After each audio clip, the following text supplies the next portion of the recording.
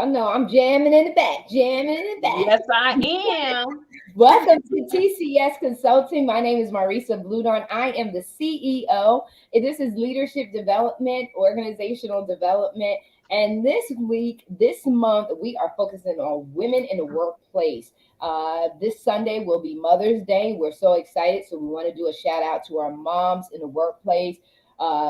Keep it up. You're doing a good job. Today, we want to give you some insight, some tips on how to navigate as a mom in the workplace. And so our focus this month is on women, motherhood, impact, influence, and results, and empowering our young. As mothers, we are a role model to our offspring, to our children, and how we show up in the workplace with our career, our businesses. We are that role model. And so we want to have a discussion that we pray will inspire you, encourage you, refresh you, rejuvenate you, and give you the tenacity and the audacity to show up and show out and take center stage and own it. So with me this morning is my girl, Jacqueline LuLu Brown, Revolution Ascension, and my other girl, Dr. Stephanie Reid. And she is the creator of the Unlocking Movement. And she's going to go in deep about her approach and how you can connect with her directly and get some of her services so that you can unclock. And we're going to start with LuLu and I. We just got finished doing an extensive amount of international traveling, and we want to talk about how we have to unclock, right? That we have to process what we've just experienced and what we've gone through. And we're sharing this not to share it to boast or anything like that. We're sharing the experience so that we could hopefully encourage you on how to step away sometimes. That when you do something great, when you're doing some of these major events, how it's important to take that time to recoup. And so, Jacqueline, you want to share? I'm gonna sit back and I'm gonna let you share first about your experience, because you just went from leadership development in Dubai to ministry work in South Africa to business development here in the Dominican Republic. That's a lot. And you did that in what, a matter of 2 months? In fact, it was 2 months. And so share a little bit about that experience. And Dr. Reid, I'm going to have you come in and talk about the process and what she's experiencing right now. So, LuLu. Thank you so much. I honor you, Dr. Stephanie, for being on the platform with you today. And thank you, Marissa, for keeping TCS Consulting always being out front, doing what it does best. So yes, you're absolutely right. I went through in Dubai, our retreat, and then ministry in South Africa, and then brought it around to business coaching in the Dominican Republic. So having said that, and I want to go with one of our themes a little bit around motherhood. And when you go around the motherhood piece of it, I think that we never lose that part of influence. We are influencers, and motherhood doesn't necessarily come from giving birth. So I just want to be clear with that. It is not about giving birth, but it is about the influence that you make from who we are at our core. And I say that's the divine feminine part of us. So there's motherhood in each and every one of us, and it comes out in everything that we do. And the world today will teach you to separate these things. Oh, you can't have this have anything to do with that, and this has to remain separate. But you're taking away from who we are authentically, who we were created to be. And the world at large loses out on those things, the gifting that we have, because we're trying to separate and we're trying to be this way in this circumstance, this way in that circumstance, when all we need to do is to tap in and allow what is so natural in our gifting and to just harness it, perfect it, let it come forth, allow God to manifest everything that He wants to manifest in all of that, and let that be across everything that we do. And so when I Before was you, in Dubai, before you go in, I just mhm, want to capture that moment. It's allowed to be the whole of you.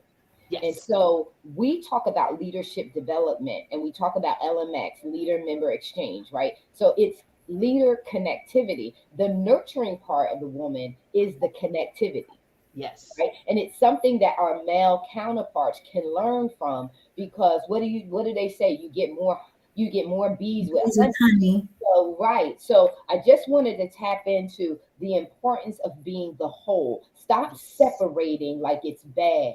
Another thing is I always apologize. It's not that I'm weak, it's that I give a darn. How about that? That's what apology says is recognizes the value of the person who may or may not have been offended. There's nothing wrong with apologizing. Actually, it teaches us humility and humbleness. And so that's another thing. So I wanted to make sure that we got that point that you're saying we should be cool and okay with being the whole of how we are designed. When we come against that, we're out of whack.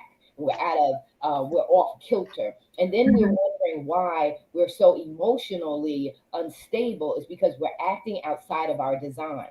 We're Mhm. designed this way and we're Mhm. to show up this way because it's going to benefit the whole as well as us being whole. So I digress. I just wanted to make sure we bring that point home because it's so important. Stop adjusting.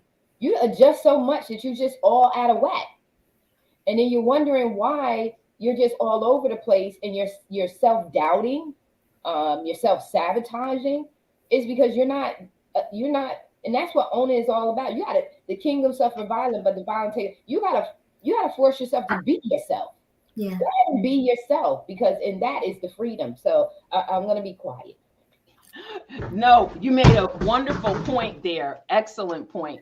And as I went through those travels and not separating and actually just being authentic, you make an impact in areas that you necessarily didn't go to make an impact. And I'm gonna give you a perfect example. When you come through the lobby in the hotel in Dubai, and there are young men that are working there, it's a Yes, word while you're standing, it's general conversation while you are standing outside waiting for transportation. Now, you're there to empower women, but guess what? Your natural, divine female gifting that comes out in every conversation, and it should, because everywhere we go we should make an impact in somebody's life. I don't care if it's Mhm. someone that's carrying your bags or your luggage, or you may be walking through the airport. You may be having a conversation, a quick conversation with a flight attendant, someone that is at the counter. Everywhere we go, there should be something that we leave that someone knows that they've had an encounter with us. And that's what I enjoyed so much about this travel, is because everywhere I went, when I was in Dubai, when I was in South Africa, when I was in the DR, people knew, wow, I had an encounter with her. And they walk away with something that they can actually implement into their life. And that's the impact that we need to make in such a time as now. yes, yeah, and letting them see that smile and that care. Care is big. Yes. Caring is big. Hugging someone, touching. There's nothing wrong with touching someone. If you touch them, you just need to make sure that you're touching them in an appropriate way. But touch their arm, like touch them. We gotten away from that, and when we get away from that, it's that's where that coldness steps into place, Mhm. and that Mhm. separation, that lack of Mhm. care, and that's where it feels fake. It feels like you're not being genuine. I'm a toucher. I'm gonna Me touch too. you. If I'm laughing, I'm gonna hit you like this. I'm gonna. A hugger. I'm a hugger. I'm a big hugger. I love. Don't be hugging me all weird and distant. You better hug me. Hug me because you have no idea what someone's going through. You have no idea what's going on. I'm going to switch us back over because what you said when you talked about having impact and talking about being in Dubai, the men grabbed our bags. They would not let us hold the bags. They are opening the doors for us. And we need to embrace that. We need to embrace that. We need to slow down, recognize it as a gesture of respect and care for the gentleman to say, hey, they carry all of your bags, LuLu. Another thing about the authenticity is you bring authenticity to the table. There's nothing that is not organic and authentic about yourself. That was on display in Dubai. I mean, even with the deep tissue work that you were doing in Dubai with the women, making them do the introspective work that was necessary, you kept it transparent. And in that transparency, again, in our faults, we are not weak. We're only weak if we make ourselves weak. In our transparencies and being vulnerable and being truthful is saying, hey, sis, you're not by yourself.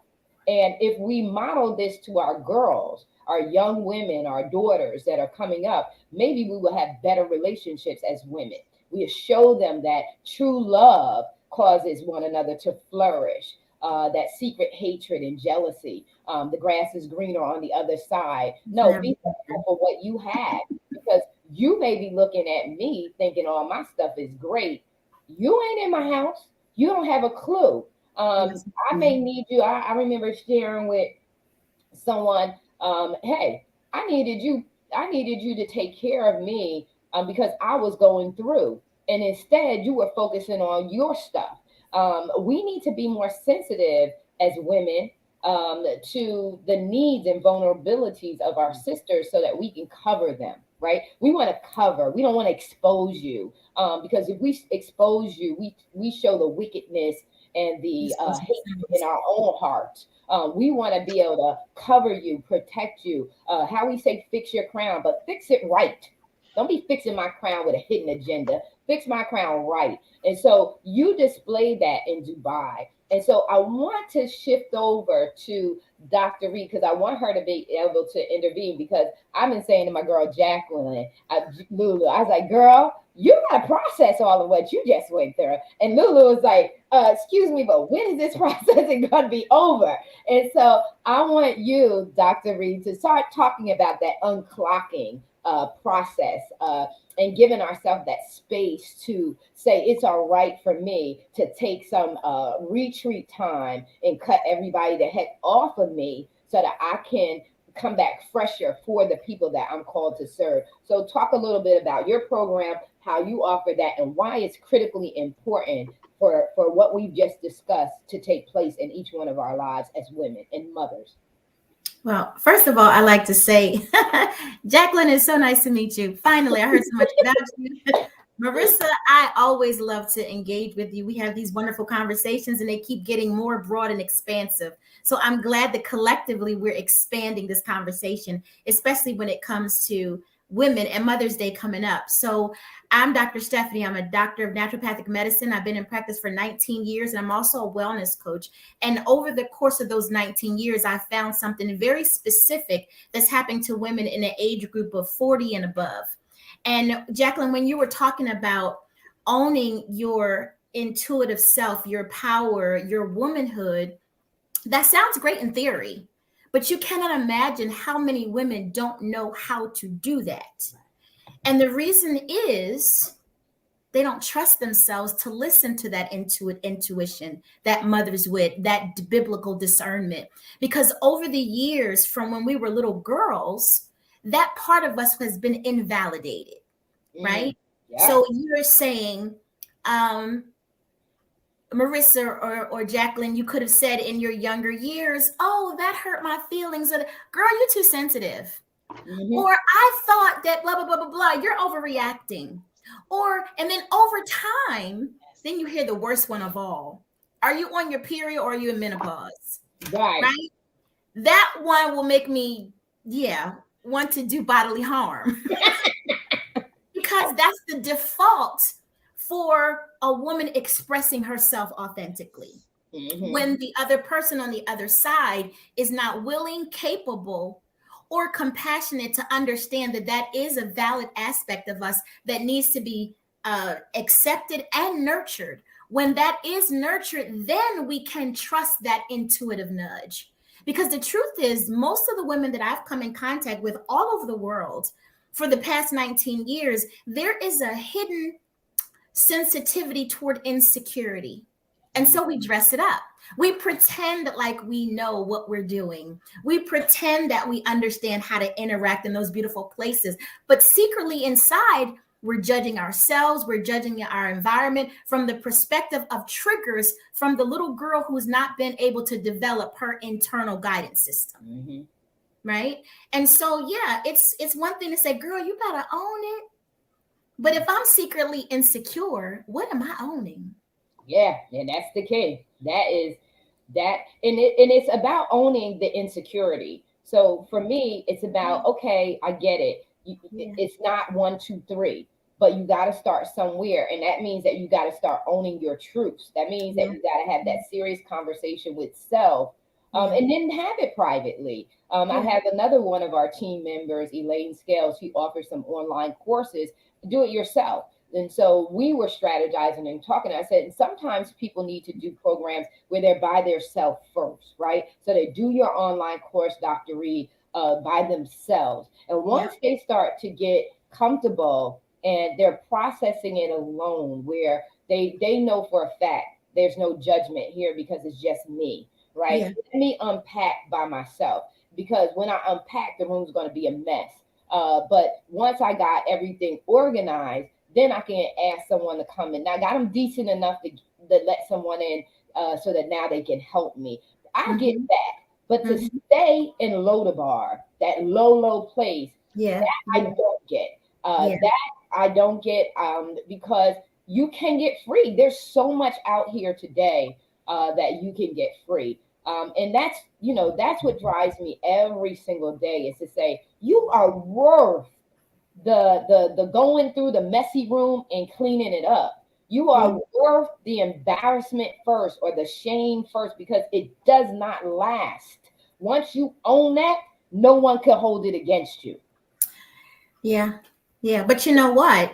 We have not been taught that it's okay to go through the dark night of the soul, because in our community, there is this stigma about not having it all together. So we pretend that we do have it all together until we completely fall apart. And then people look at you like, what's wrong with you? I thought you was good. The same group that you hanging out with. So that's the key.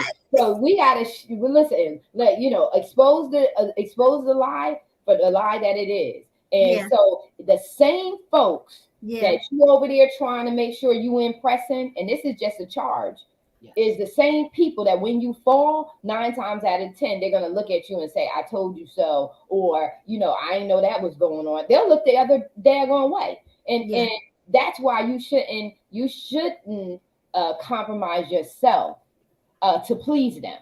Right. You should get yourself healed, delivered, and free, because owning it is about liberation. It's about freedom. It's about bucking the system and saying, I'm not conforming anymore at the detriment of my health, my well-being, and how I show up for myself in life. And not only just how I show up for myself, but my kids are watching. So we're talking about motherhood. My kids, do I want to leave this legacy of brokenness and shatteredness and secrecy? Do I want to leave this for them? If I know what I'm going through, do I want to leave this to my daughters? Hell no. I'm sorry. No, I'm going to fight. And my hope is that these kind of conversations will lead to that charge for them to join your program, to join the programs, get your community. It takes a village to raise a person, not just a child, a person, a marriage, a community. It takes us coming together, and you got to get with the right people. That's why I say, who's in your boardroom? You are the CEO of your life. Who's in your boardroom? Who are these friends you got around you? And start evaluating them. So that's my heart's conviction. So Dr. Reid, tell them how they're going to get to you. Well, you're going to get to me through my website is drstephanieyhp.com. You can find me on Facebook with Your Healing Place. That's one of my pages, or Dr. Stephanie Reid. That's how you can find me. But the program that I offer helps women unclock their creative purpose, because guess what? You don't know who you are. I had a client that called me yesterday and she says, I've been diagnosed with high blood pressure, fibromyalgia, anxiety, and panic attacks. And I said, that sounds like a lot. And after we got through the issue, I discovered that her problem was she has no sense of self-identity because she's been living vicariously through her daughter for 18 years. And now that her daughter is going away to college, she's losing her mind. So the physiological manifestations of fibromyalgia and all those other things is an emotional disconnection from who she is, like Jacqueline was talking about. Know who you are, own it. But if you've given yourself vicariously away to being a mother, you have no idea who you are. You have no self-identity, and you will have an emotional come to Jesus moment. Yeah. And so the unclocking process says, it's perfectly fine for you to be at this point, but don't stay here. Now that you're no longer a mother the way you need to be, you need to move into a phase of self-development, find your passion to get into your purpose. You flow into that after you find your passion, but you need to get with somebody that's going to help you unpack the stuff that you were scared to look at. But now you have the time, and it's coming up the rise. It's coming up the roost. Mm-hmm. And all the opportunities that you use, as we do as mothers, to use our children as the emotional scapegoats for us not dealing with ourselves, that time has passed. And so now it's only you and you. But the problem with your development beyond this point is you only know the information that you have. You have no new perspective. You have no new insight. So just say, I'm going to do me now. What does that mean? You have no idea. So within my program, it's called Unclocking Your Creative Purpose. I teach you how to do that so you can live a fabulous life after 40. Because I'm telling you, at 56, I'm thinking, I wonder what 60 is going to be like. I wonder what 65 is going to be like, right? And so instead of, oh, it's menopause and they said I'm getting old. No. Yeah. This is the time of your life when you're supposed to be going to Dubai and to Africa and to all the places that you've gone to, right? So unclocking says dismantle limiting beliefs. Align yourself with your truest, highest self and flow into that. But recognize you can't do that by yourself. And give it and learn how to give yourself permission. Yes. Learn how to, as LuLu said, learn how to tap into your crazy genius, right? Don't listen. If you want to, parachute, if you want to rock climb, whatever it is that you want to do, and you say it in a group of people, in front of a group of people that you're friends, and they say, girl, you crazy? Good. I'm crazy. I'm doing it anyway. Solo travel. I'm a proponent. Solo travel. Yeah. And I speak my age. I remember being in a meeting, and an older woman, they brought me in a birthday cake, and one of the guys said, Marissa, how old are you? And I forget what age I was at the time. I wasn't 50 yet. I think I was like maybe 47, 48. And the guy says, what's your age? And the woman, she's considerably older than me, she says, Marissa, we don't tell our age. I said, yeah, yes, we do. I'm 40, whatever, blah, blah, blah, blah, blah, blah, blah. And so she looked, I said, yeah, because I'm not my mom's 50. I am not my mother's 50. Hello. My mother's 50 was not me. And right. So, and it's not that I'm not my mom's 50 because there's anything bad about that. It's just that my mindset is not where my mother's mindset was when she was 50 years old. It's just not there. And my personality is not the same as my mom's. And so we gotta shame the devil. We gotta shame the things that cause us to shut our mouths. No, if it's your truth, it's your truth. Yeah. So speak your truth unapologetically. You don't have to be nasty or rude to people, but be you. Because if you're not you, you're not living a fulfilling life. Right. This doesn't mean to be. This is not about being reckless. Because some women can get a little, haughty and all full of themselves. This is not that. This is saying that stop telling me what I can't do. Stop trying to regulate my grown behind, because I'm grown. And you want to call me grown. We want to talk about grown conversations, but we don't act like we are grown ups. I'm grown up. and I can do what I want to do. Like people say, well, why are you moving to the Dominican Republic? Because I feel like it. It's an opportunity and I took it. Excuse me, I don't have to explain anything to you. I'm not running from anything. I'm not doing any of that. I'm happy. And I'm happy here. And I'm not living the life that you think or whatever it is you believe. I'm living the life that I want to live.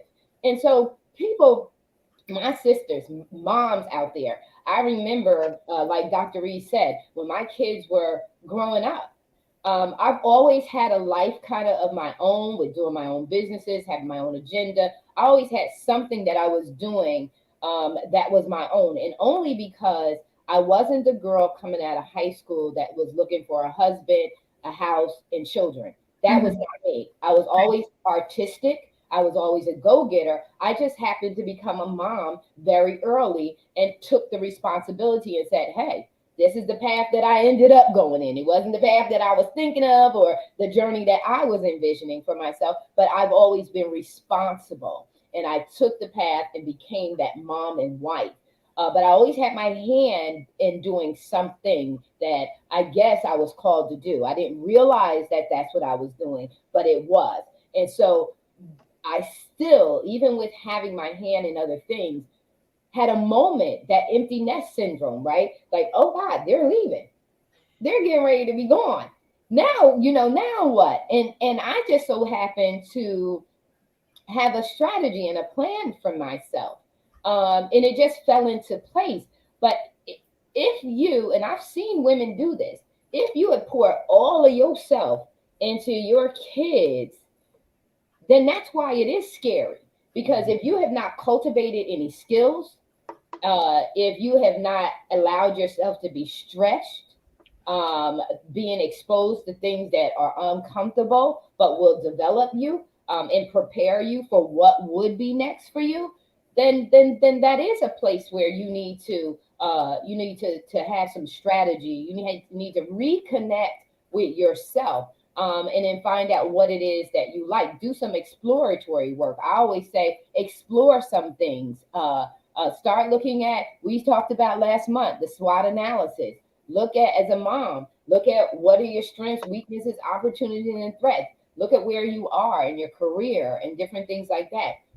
Have it with the guide. Dr. Reid can help you guide through that process, through that unclocking. Have a guide so you don't waste any time, because we are older, so time is kind of the essence. We're not anxious about it, but time is of the essence for you to figure this thing out, right? And get yourself on the right path.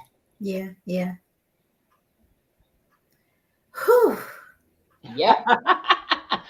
That is, there is so much, and I love, Dr. Stephanie, when you say unclocking, and there's so much packed in there.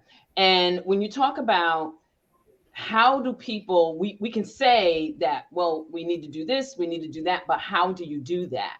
And a lot of times it hinders when we're not transparent, when we're not sharing experiences, because people identify, whether, we can say, oh, nobody wants to hear what your personal story is, or don't make it all about you. Guess what? People are comfortable unclocking. People are comfortable when they can relate to you and when you can relate to them.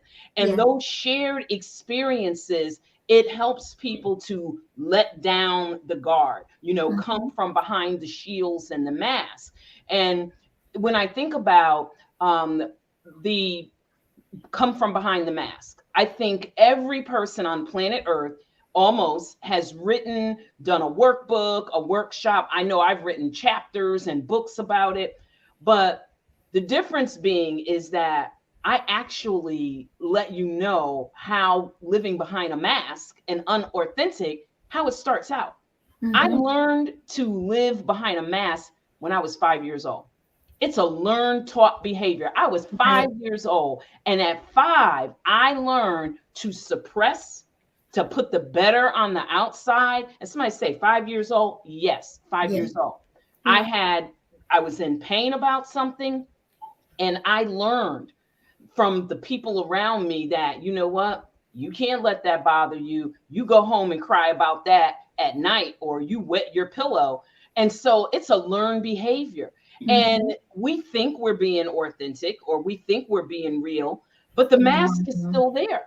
And then on top of that, when we're talking about making an impact in others' lives, well, we can't make that impact when we're giving people the superficial layer. You got that right. We're not going and, revealing the ash and trash that we had to take off of our runway. We had to clear that runway of all that ash and trash. And if we're not being authentic, and I'm not saying that you put all your business out there. Some things are not, expedient. We know that, God's word tells us, things are lawful, but not everything is expedient. But what I'm saying is that there is a part of us that we have to be willing to let people know, I've been there, I've done that. And guess what? I really want to help you not to go through that. Because if we can help someone not go through all of the pain and all of the experiences that we went through, and sort of give them a heads up, give them a heads up. This is what's waiting for you. So you might want to take a detour. Give them the details, because you ever see a sign where it says detour, but you don't really know where's the detour. They're going to take you. If you've ever seen that, and then you make that right, and then it's like detour. And I'm like, okay, well, where the freak are you detouring me to? It's like, and now I'm in this place that, I don't know where I am. And I'm like, okay, detour over this bridge, detour down this street. So when we're giving people, these detours so that they don't experience a lot of the pain that they don't have to, if they're willing to address it in the beginning, but you have to give them a roadmap of how to navigate and where the detour is taking you. So, I love what you're saying. And I'm focused on this unclocking. So we will have a conversation after this, because I love the way that you're describing it. And as you can see, I'm a passionate person. I love anything that we can do to help women. But listen, I also want to help myself, because I tell people, and I say this to our viewers, we didn't wake up like this. We didn't just, it wasn't Puff the Magic Dragon and we woke up like this one day. This is, and I heard a minister say, I know my robe will fit me well, because I tried it on at the gates of hell. And you know what? We tried our robes on at the gates of hell. We paid a price for what we were willing to go through to get to where we are now. And we're still growing. So I love the fact that, there's something that we can unclock that maybe we don't know is there. So I like the fact that none of us get to a place where we can't learn anymore. The day that I don't find anything that I can learn from, well, I'm going to ask God, why am I still here? I need to be caught up. If I'm still here, there's something for me to learn. There's something for me to do, something for me to accomplish. Those things, if I'm still here, those things are still on the agenda to get done. And you're in agreement with getting them done. So it's always two in place. So I want to backtrack. One, we have been conditioned. So this whole process from 5 years old, you have been conditioned to wear that mask. It's when we come to a place of that aha moment or revelation that I'm done with this, that we buck back and we take the mask off and we said we're going to deal with whatever it is that we got to deal with. But we've been conditioned by our environment, and that environment has influenced us internally to accept some of those lies and some of those conditions as our own and our truth. But I want to go back, and I really want to tap into what Dr. Reid talked about. When we wear these masks, when we allow these things to occur with us, and we don't do the work that's necessary, it manifests itself in illnesses. And what I really love about what you do is that you connect it. You connect the illness with what the person is allowing to happen in their life. And I say allowing because we are doing that.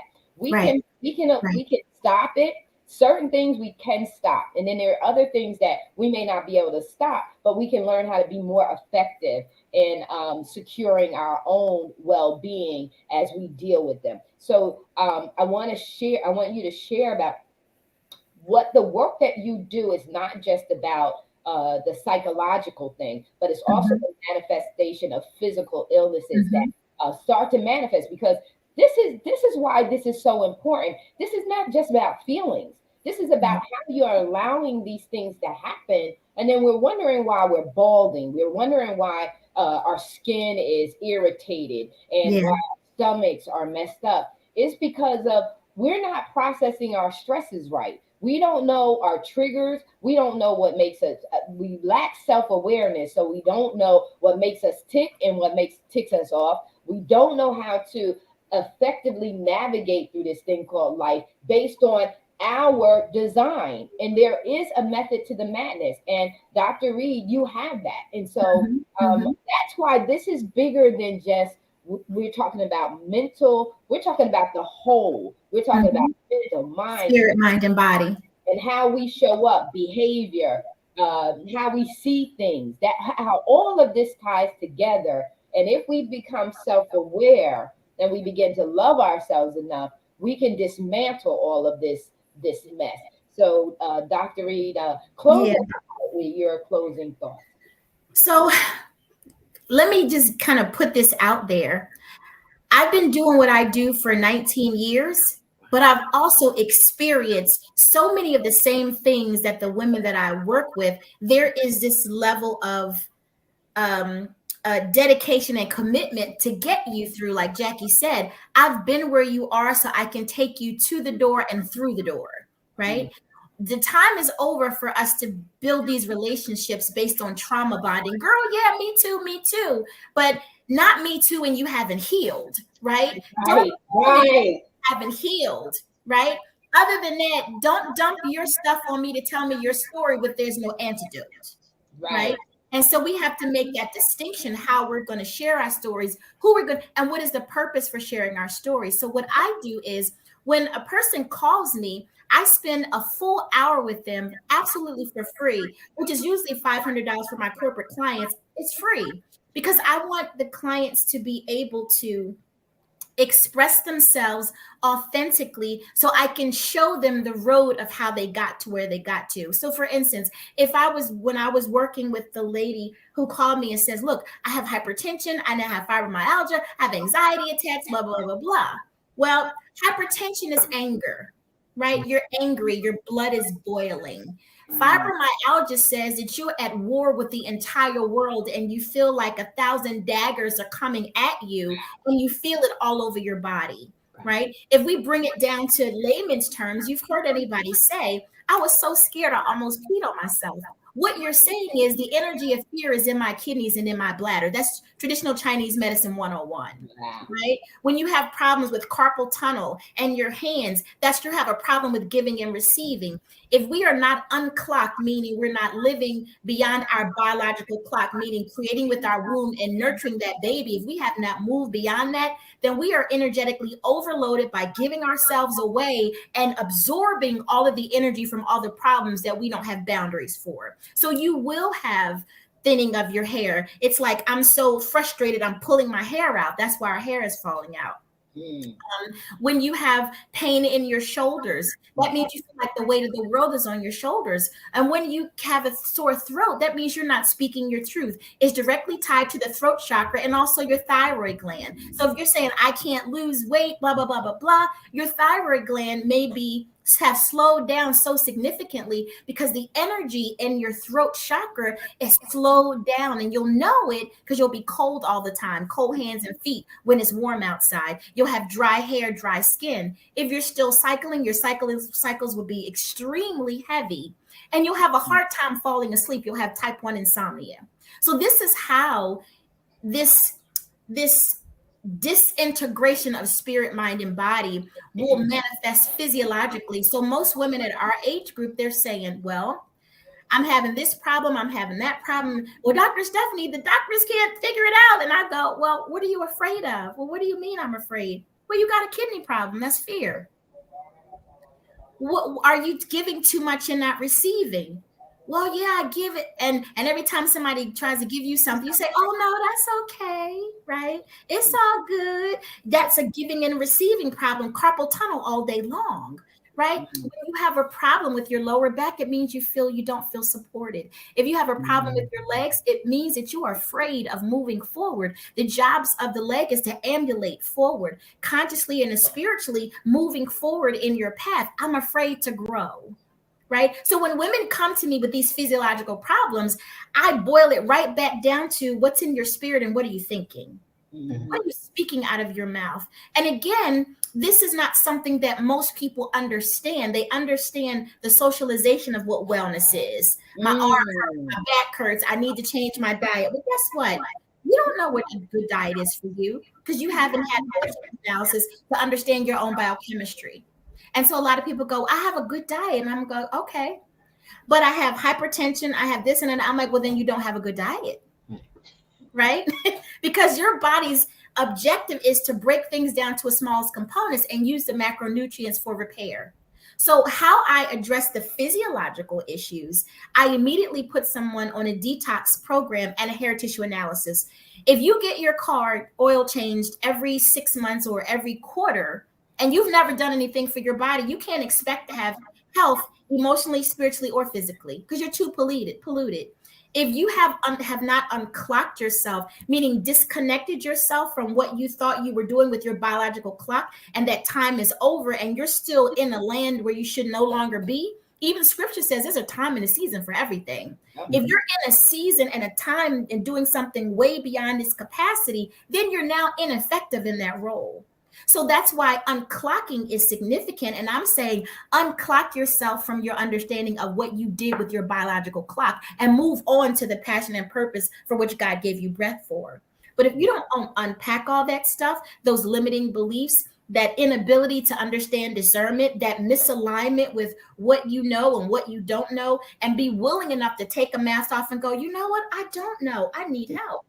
Then and only then can you rediscover who you were meant to be so you can just float into your purpose and have this fabulous life the three of us are having, right? Yeah. At least at this moment. I don't know what happens when we turn the camera off, but listen, we are, I'm living. I'm living. I love my life. Like, me too. I love my life. I can look at other people and say, oh, that's great, but I don't want anybody's life. I don't want anybody's body. I don't want their figure. I like my figure. I just got to work on it. But I don't want any. And when you get to a place where you're not coveting anyone else, it don't matter anything, you are free. You're not looking at someone else and saying, well, she got that, or so-and-so has that, and why don't I? I'm good with what I have. That don't fit me. That's not good for me. That's good for her. That's not good for me. No. And you're happy for someone else to have, even if they have more than what you have, that you're happy for them, genuinely happy for them. That's freedom and liberation. Yeah. And that's where I believe, and that's where when you get to that point, social media will never be your problem, because you can look at people's life all day long and say, oh, that is so sweet. Check that like. And I don't like anything. I love it because and keep going. Keep like is mediocrity. Love. I love it. Yeah. I don't want to like anything. I don't want something to be great. I want it to be wonderful. Awesome, right? Phenomenal, unstoppable. Those are my words. You keep that other stuff. So that's what we really want. We really want to lay down our lives, because like Maslow's hierarchy of needs says, at the 4th or 5th level, that is self-actualization. And self-actualization is not about being perfect. It's not about achieving all the maximum things that you can achieve. Self-actualization is falling in love with thyself as thyself. That's being able to take imperfect, consistent action and learn on the fly. Learn on the fly. Just do it and learn something and keep going. And keep it moving. And when you reach self-actualization, he argues that it feels so good that you got to go back and you got to get some other people free. You got to that's what he says. At the level of self-actualization, Yeah. it is so liberating that you just gotta go back and you gotta tell other people and encourage them. And at that fourth level, remember, the fourth level is conformity. Yep. The fourth level is you want to make sure that everybody's pleased with you. And most people stay at that level because they're so busy worrying about their group, their class, their culture, and they forfeit themselves. But at the fourth level, when you buck and say, I refuse to conform, that is not what I want to be, and you say, I'm going to be me, that's when you self-actualize. There When you go. say, I'm out. See ya. Yeah. See ya. Yeah. How they say, see ya, and I wouldn't want to be ya. So with that being said, we're going to close out. We're going to be here all month long talking about motherhood. And the reason we want to be liberated, the reason why we want to self-actualize, we want to get our lives right, is so that we can model before we leave this earth the way that our young people can grow, be free, and prosper in good health, mental stability, mental health, wellness. They feel good about themselves. They feel strong. They know who they are. They know what they're about. They know where they got that from, and that they have a foundation that is unshakable. That's what we want to get our lives back so that we can empower our young. And so, ladies, I love you. Can't wait for us to come back next week. Shout out to all the moms out there that whether you gave birth biologically or you are influencing from an auntie, a surrogate mom, whatever position that you have blessed some young people, we want to say to you, happy Mother's Day. May the Lord continue to bless you, shine his face upon you. Ladies and gentlemen, we are out. We love you. Have an amazing week.